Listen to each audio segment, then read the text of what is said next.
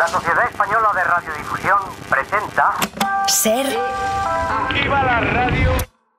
Podcast. Siempre.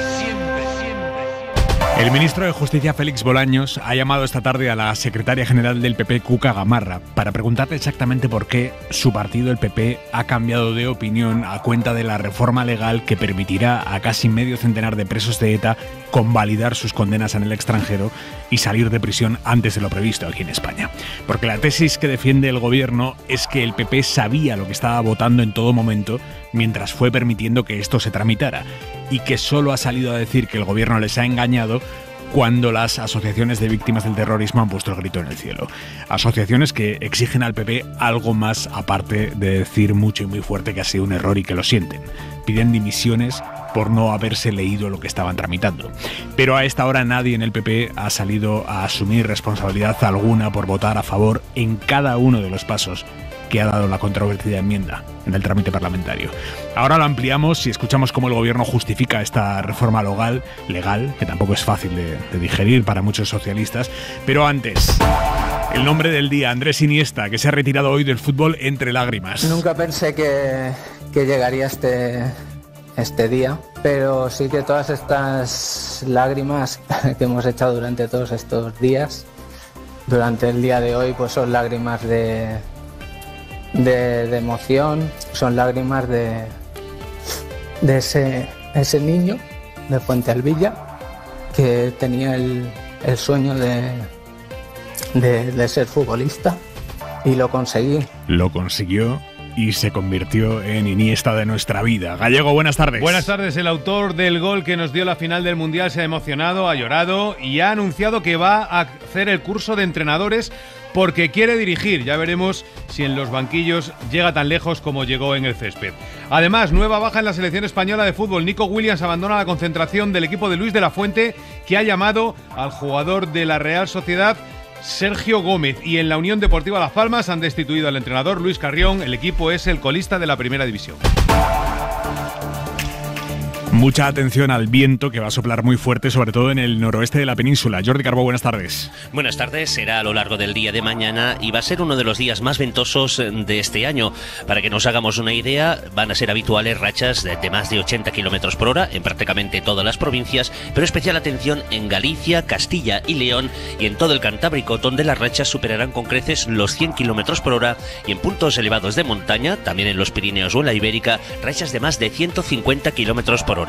Viento y lluvia en forma de chubascos que afectará prácticamente toda la península, ratos de sol pero también de chubascos en el Mediterráneo. Mañana volverá a hacer calor. Gracias, Carbo. Eso aquí en España. En Estados Unidos, atención a cómo el Carbó de la NBC, uno de los meteorólogos, anuncia la llegada en las próximas horas del huracán Milton, que se espera que sea uno de los peores del siglo. It's just an incredible hurricane. It has dropped 50 millibars in 10 hours. Habla de un increíble huracán. Se le saltan las lágrimas por la potencia que tiene. Ese huracán va a tocar tierra esta madrugada en la costa de Florida. El presidente Joe Biden ha pedido a los ciudadanos de las zonas amenazadas que se vayan de allí, porque es una cuestión de vida o muerte, dice, y han tenido que evacuar incluso a 4.600 presos de las cárceles de la zona. Corresponsal en Estados Unidos, Sara Canals, buenas tardes. Buenas tardes, Aymar. Sí, mensaje alarmante de Joe Biden, que ha rogado a los ciudadanos que escuchen a las autoridades y que no esperen, que cumplan con estas órdenes de evacuación, porque las consecuencias de este huracán serán devastadoras y llegan además a tan solo 2 semanas del ciclón Helene, que arrasó pueblos enteros en varias zonas de 10 estados del sur.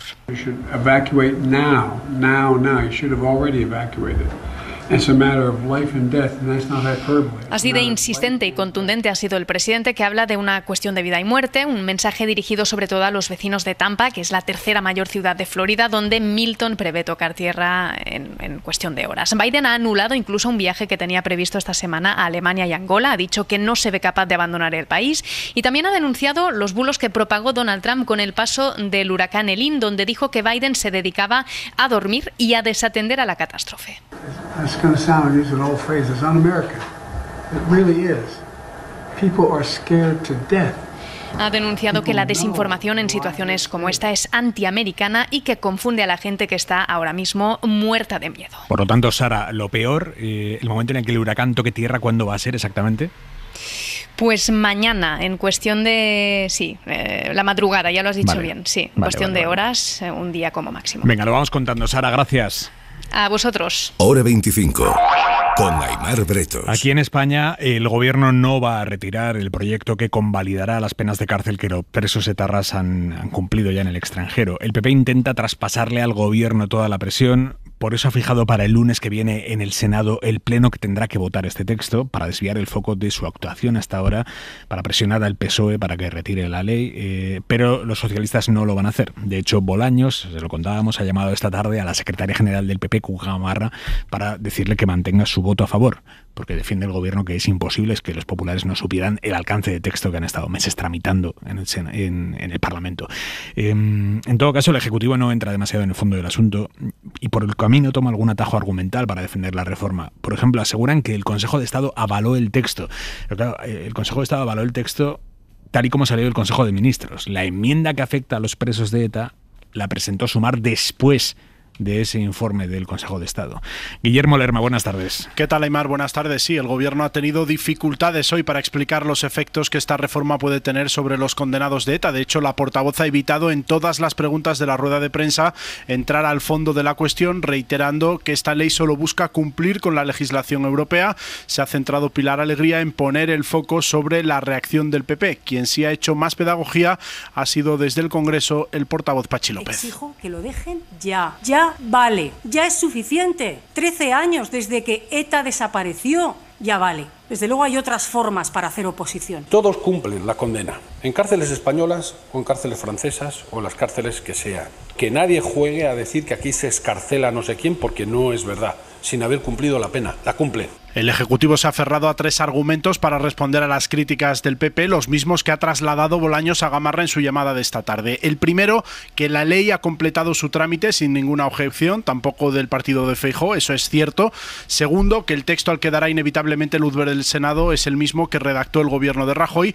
Eso es una media verdad, porque cuando dicen esto en la Moncloa obvian que después el PP lo corrigió para incorporar los artículos que ahora se borran. Y el tercer argumento es que el Consejo de Estado, como decías, avaló la norma en diciembre de 2023, una afirmación inexacta también porque las enmiendas de Sumar se incorporaron después de ese pronunciamiento. En cualquier caso, Aimar, el Ejecutivo reitera que no se plantea retirar la ley que inevitablemente se aprobará en el Senado. Gracias, Guillermo. Hasta luego. Entre las víctimas del terrorismo hay indignación con el gobierno, sí, pero también con el PP, que hoy se da golpes de pecho hablando de ellas, de las víctimas, pero que se ha pasado meses votando a favor del texto en el Congreso. Consuelo Ordóñez, presidenta de Covite, ha estado con Casal en Hora 14. Es un error que no es a mí no me sirve de nada, que reconozcan que sí, mira, es que nos hemos equivocado. Bueno, pues peor todavía, por inútiles, ¿no? Y Maite Araluce, presidenta de la Asociación de Víctimas del Terrorismo de la AVT, siempre cercana al PP, exige también responsabilidades. Que pidan perdón está bien, que reconozcan sus fallos,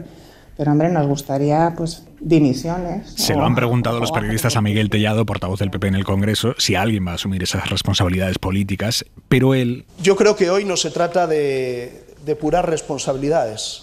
Se trata de buscar soluciones. Tellado, de hecho, se ha reunido esta tarde con los involucrados en la tramitación parlamentaria de la norma, con los diputados del PP que estuvieron allí y no van a tomar ninguna medida interna porque dicen que la equivocación es colectiva. David Junquera, buenas tardes. Buenas tardes. No habrá castigo a pesar, Aimar, de que hay mar de fondo en algunas baronías. En ON los hay más sutiles. Desde luego tendremos que analizar qué es lo ocurrido para saber cuáles han sido los fallos, que entiendo que habrán sido varios. Y también las hay que no se andan con paños calientes. Evidentemente es un error gravísimo por parte de la oposición.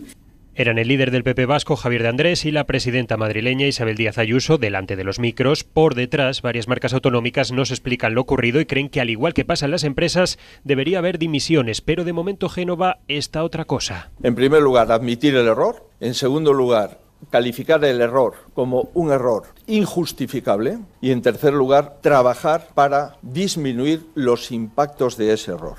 Fuentes del PP reconocen la tristeza de varios diputados, también que poco se puede hacer, aunque lo van a seguir intentando, y se sacuden la culpabilidad mandándosela al PSOE, al que ven preso de los herederos de ETA.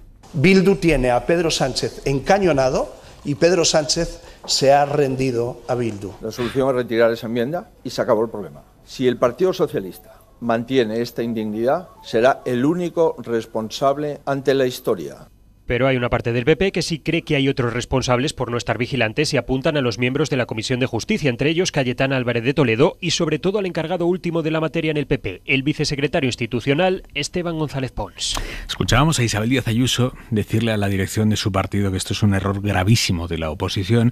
Ayuso no se ha quedado ahí. También ha dicho hoy, ha insistido en esa idea suya de que ETA está más fuerte que nunca. El hecho de que SAE haya roto ese espíritu de arma y esa unidad le está dando las mayores alas. Y pensar que ahora mismo el gobierno trabaja para Bildu y que todo el mundo sabe lo que hay detrás de Bildu hace que nos recuerde que ETA está muy fuerte, más fuerte que nunca y está consiguiendo sus fines. Le ha contestado en Hora 14 Consuelo Ordóñez. Eso es lo más doloroso para los que somos víctimas de ETA, claro. Decir que eso, todo es igual, ¿verdad? Para ellos es lo mismo. Que ETA siga matando o sin matar. Como son así despreciables, no tienen absolutamente nada de empatía. Y con todo lo que está pasando hoy como telón de fondo, el rey Felipe VI ha participado a última hora de hoy en un acto que estaba previsto desde hace mucho tiempo, con las víctimas del terrorismo, y en ese foro, al final de su discurso, el rey ha improvisado estas palabras hacia las víctimas, no las ha leído de los papeles que llevaba. Os deseo lo mejor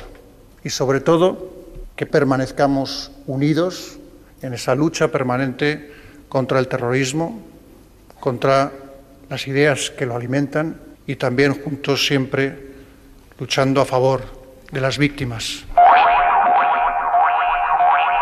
Netanyahu asegura que su ejército, el ejército israelí, ha matado también al general que sonaba como posible sucesor de Nasrallah al frente de la milicia Hezbollah. El primer ministro israelí ha pasado además a la amenaza directa al pueblo libanés. Les dice que si no se deshacen de Hezbollah tendrán una guerra larga.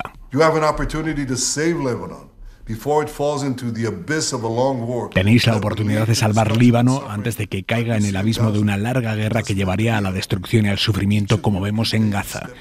O sea, Netanyahu está amenazando a los libaneses con hacer lo mismo en Líbano, lo mismo que ha hecho en Gaza. Esto lo dice el primer ministro israelí en un comunicado. Allí en Líbano está la enviada especial de la SER, Mariela Rubio. Buenas tardes.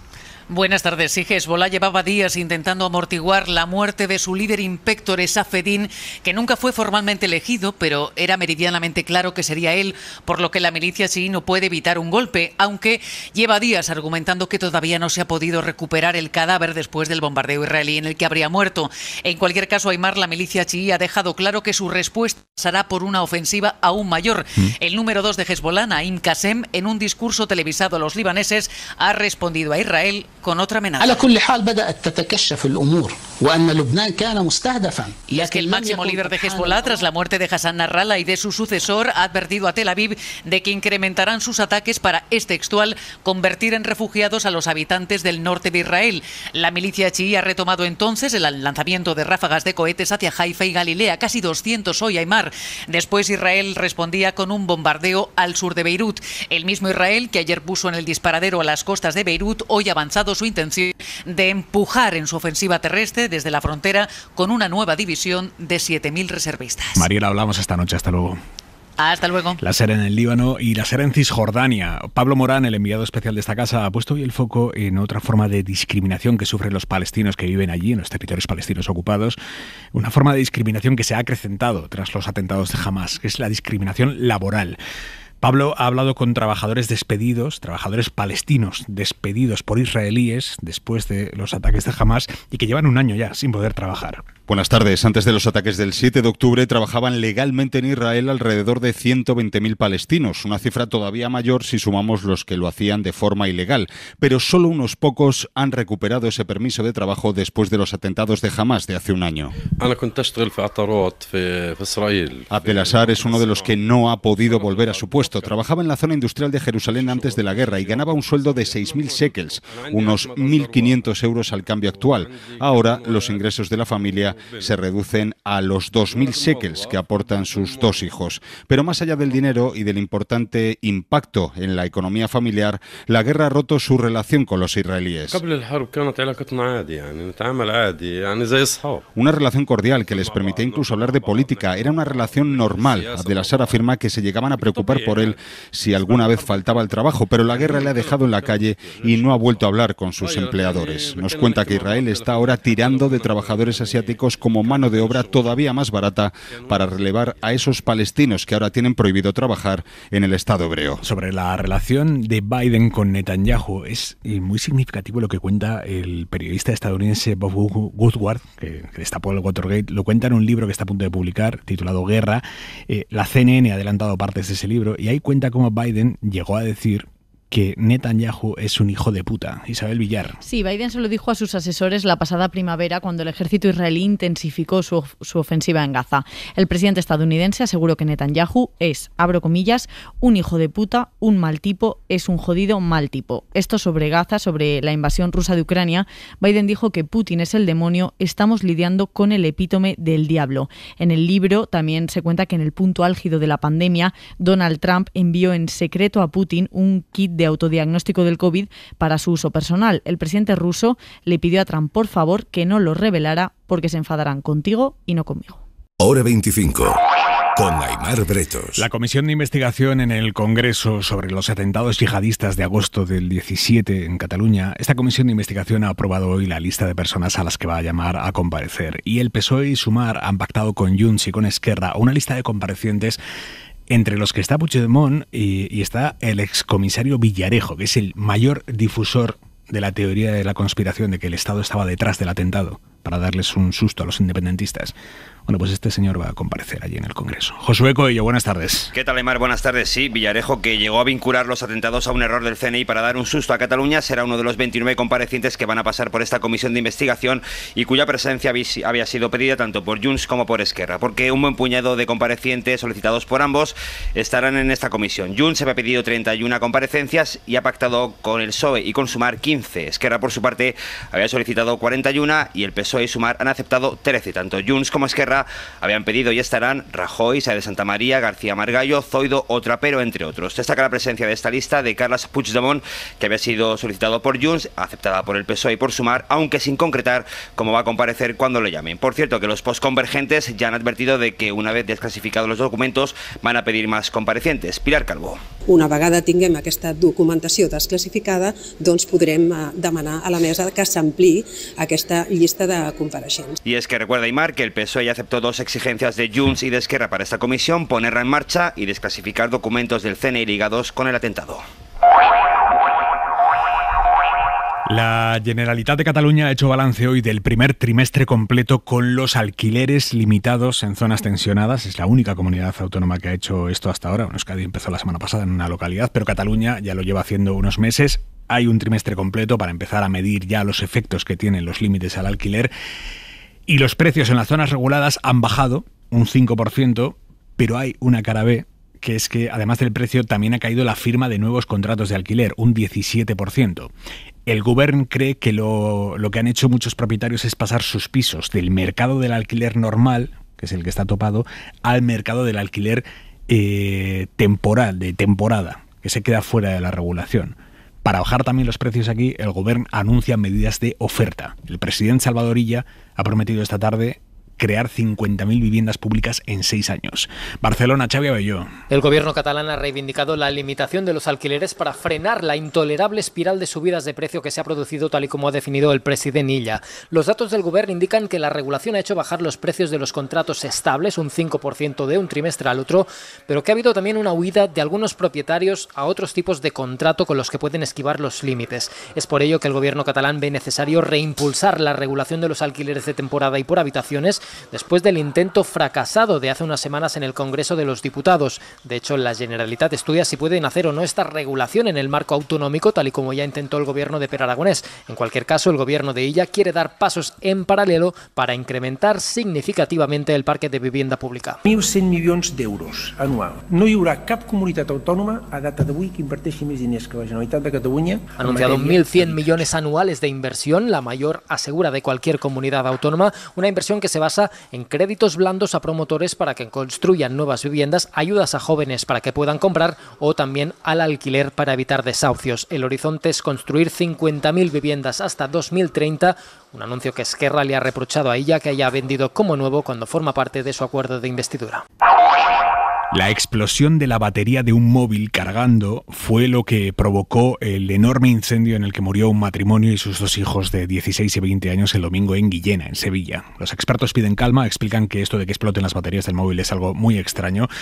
En todo caso, hay cosas que podemos hacer para prevenir el deterioro de las baterías y sobre todo hay avisos a los que estar atentos por si algo va mal con las baterías. Alejandro Vázquez. A medida que los móviles se van haciendo cada vez más finos, se están consiguiendo hacer baterías cada vez más pequeñas. Esto significa que se almacena más energía en menos espacio. Así que cuando se dan una serie de factores muy específicos, la batería puede explotar. Héctor Esteban, director de la Escuela Técnica Superior de Telecomunicaciones del Politécnico de Valencia, explica qué puede llevar a que ocurra esto. Tiene que ser que la batería a lo mejor se te haya caído y se haya roto algo, le entró aire. La mayoría de veces es por un defecto de fabricación. En cualquier caso, alerta de las señales a las que hay que estar atentos en la batería para evitar incidentes como este. Notas que la batería se ha hinchado, malo. Se carga demasiado rápido o se descarga demasiado rápido, y si notas que se calienta mucho también. Hay que recalcar que incidentes como el de Sevilla este fin de semana son muy raros, porque la fabricación cada vez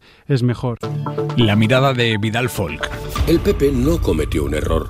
Firmó y votó a favor de la ley que permite a los condenados etarras o a los violadores u otros que hayan cumplido años de condena en distintos países europeos computar esos años y restarlos de la pena pendiente en España. No fue un error, porque el PP y Vox lo hicieron a conciencia, habiendo estudiado con detenimiento el texto, según firmaron. No hubo ni jugarreta ni trampa contra lo que ahora proclaman, porque también se empollaron las enmiendas presentadas. No fue un error, sino un acierto, sobre todo porque esa ley está muy bien, es justa, que es la clave de todo. Está muy bien porque era deber de España incorporar a su orden jurídico una directiva europea. Todas deben transponerse en los 27 Estados miembros, porque reconoce sentencias de los otros socios, algo esencial para desarrollar el espacio de justicia interior común, que aún está a medio cocinar, y sobre todo porque se inspira en principios jurídicos esenciales. Uno de ellos es beneficiar a los justiciables con la aplicación de la norma que les resulte más favorable. Otro es el que impide realizar varios juicios e imponer varias penas por un delito, por un mismo delito, lo que se conoce como non bis in idem, no repetirse en el mismo caso. Desde la repugnancia compartida a todo crimen terrorista, sería fatal que el Estado democrático sobreactuase. Por ejemplo, añadiendo a la pena impuesta en España la que se dictó en Francia y ya se ha cumplido, considerándola como no cumplida. ¿Doble pena para un delito? Ni siquiera a los peores criminales. La democracia no debe rebajarse a seguir sus maneras, porque dejaría de serlo. Para no perderte ningún episodio, síguenos en la aplicación o la web de la SER, Podium Podcast o tu plataforma de audio favorita.